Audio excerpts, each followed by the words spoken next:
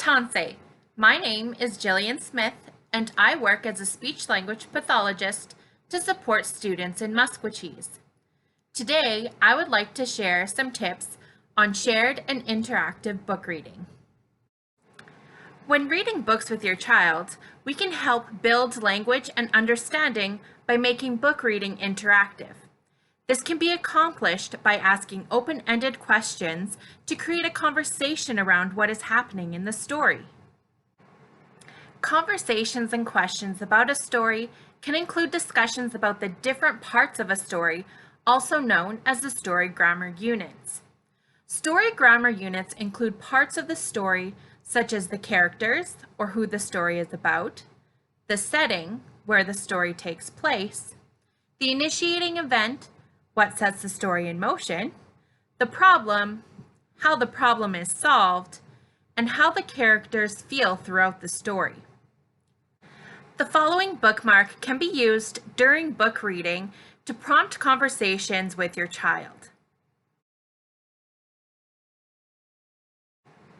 In the following video, we will see my colleague, Chelsea Strathdy, using the bookmark to help create conversations around story grammar units while reading. Let's have a look. On Max and Lucy's first fossil hunt, their grandfather, Professor Sponge, led them to an old gravestone by a stream. We just talked about some characters here. Who are the characters in our story? The old grandpa. The grandpa, yeah. And the boy and this girl.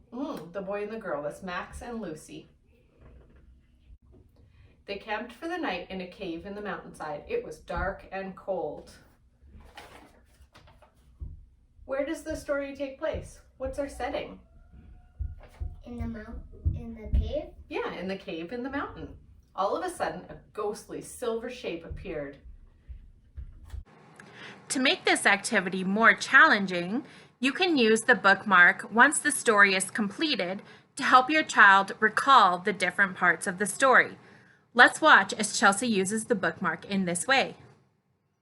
We just finished reading No Babysitters Allowed, and we're going to use our bookmark to talk about some of the things that we read in our story.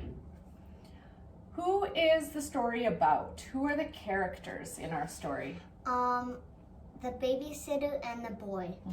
Where does the story take place? In the house. That's called the setting, where the story takes place.